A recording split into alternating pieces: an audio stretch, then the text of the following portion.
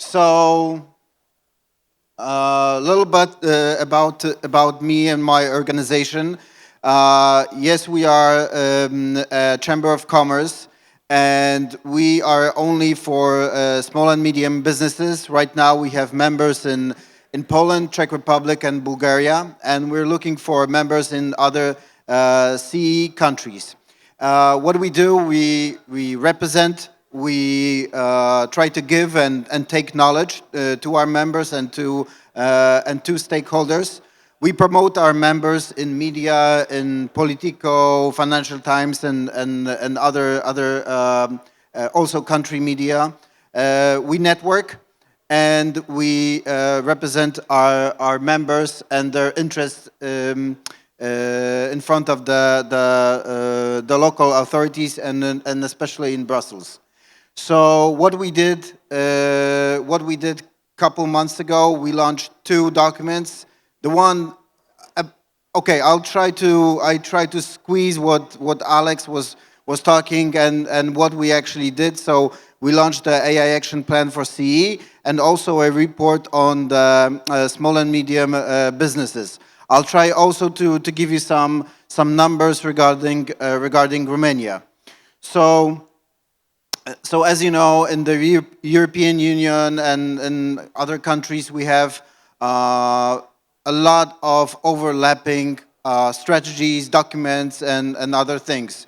So what we actually wanted to share with the experts and other partners and organizations was a very concrete plan with also KPIs and and tasks. So what we wanted to do is we wanted to actually make the C great again, in the meaning of to make the C as a hub of AI innovation, accelerate AI adoption, and invest in the foundation of AI. And this is something which is very important because you probably heard about the drug report, the other reports that were launched last year. And the main reasoning by these reports is actually money. Is actually money flowing and not going out of our countries and Europe. So we actually divided our document into 5 pillars, and I would like to talk to you today only about the fifth pillar and also about the data from Romania. So the big pillars are the access to data. It's the flexible and good regulation. It's the human capital and the infrastructure. So a lot of talks about the gigafactories. That's also something that is very important for in our plan. And today I'm just going to say a few things about boosting the R&D and the incentives that we can give in order to develop and adopt AI. So just the helicopter view, we are growing but underdeveloped ecosystem, and we are producing global AI successes. Here, UiPath, in Poland, 11 labs, and others. The value is great, but comparing it to Western Europe, it's still lagging. Low startup density and limited AI investments. So what actually our startup do? They actually scale abroad, export value, and many C startups scale actually from US. And there's okay, and now the one of the challenges, the EU Inc. So somebody told me, and it's an anecdote, that they were pitching the EU Inc. Initiative in Bulgaria, in Sofia, and somebody said, "We don't need it. We have Delaware." So why? What's the purpose, right? The purpose is actually money. The purpose is that you actually don't that you actually want the companies to stay.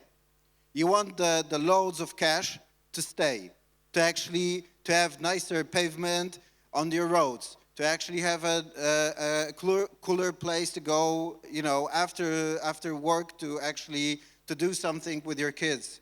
That's the reasoning why you want the unit course to stay. It's only money. I mean, also probably there's yeah, to change the word, but that's the base, that's the baseline. Okay, sorry okay, we are lagging also in the AA adoption and R&D. Only 5 to 10% of companies in C use AI.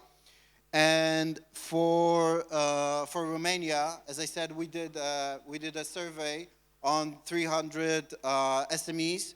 Robert will probably have something similar, or in a few weeks. I don't know if it's a spoiler alert, Robert, but you will have also a survey probably bigger. We had only 300 companies from Romania, so 81% of Romanian SMEs report using AI tools, but although 25% use of them at the bigger scale. So probably the bigger number of companies are what we call the AI shadow, which is the AI tools are used by the employees without the knowledge of the employer, which is basically you need to call Madam Attorney if your actually employees do that, because you actually need a lawyer if that's happening.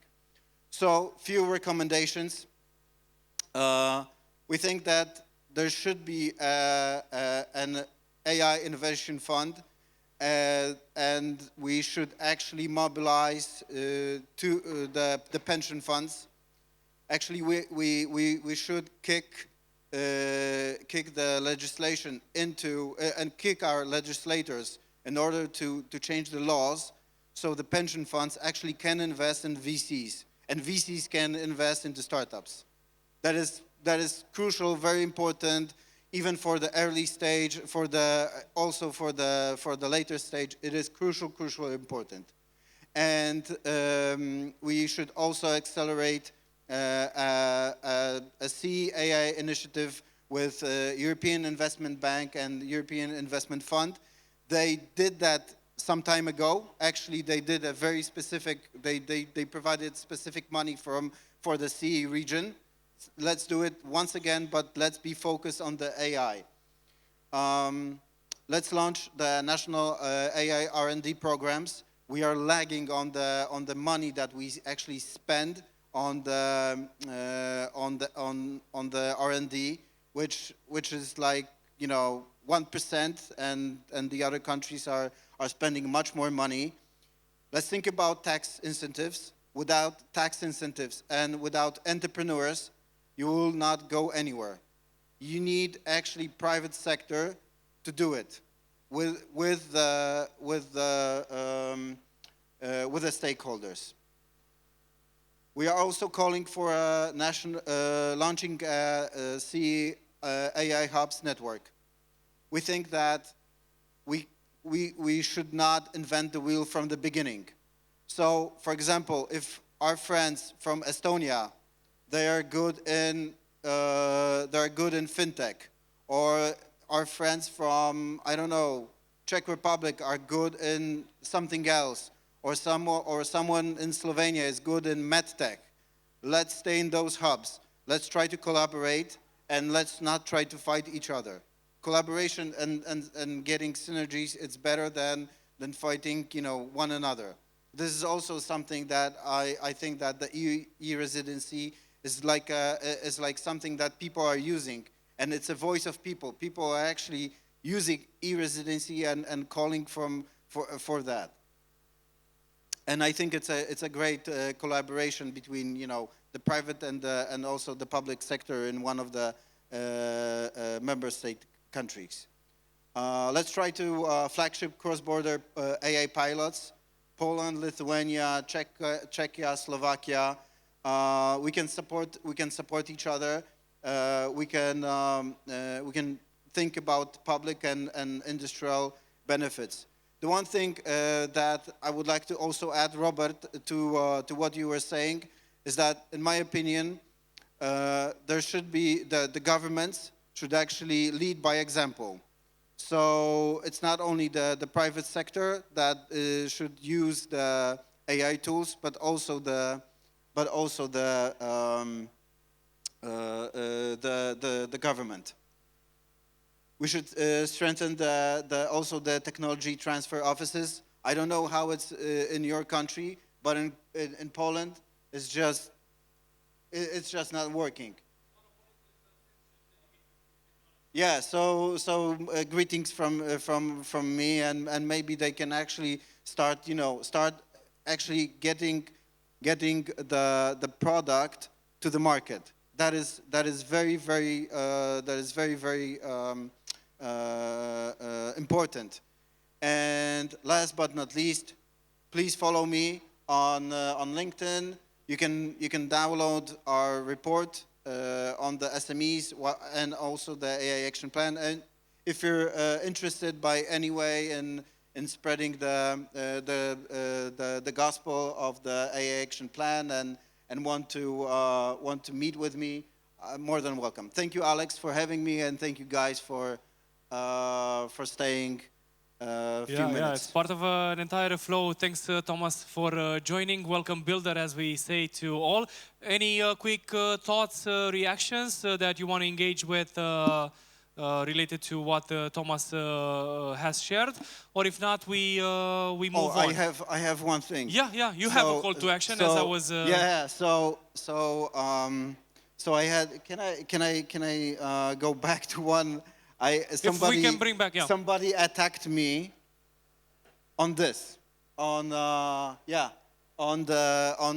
the companies are actually escaping to US.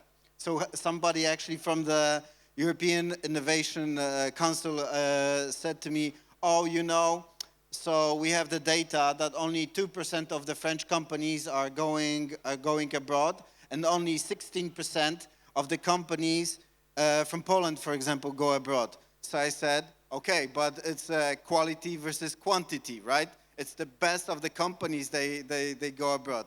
And the guy was like, yeah, that's true, but also within that, the most qualified companies that go abroad, a lot of them actually go bankrupt, and they come back to Europe. So so we also have to see that people like to live in Europe, people like to be here, and that's why we need to stay here and make our GDP grow. And AI can actually help that.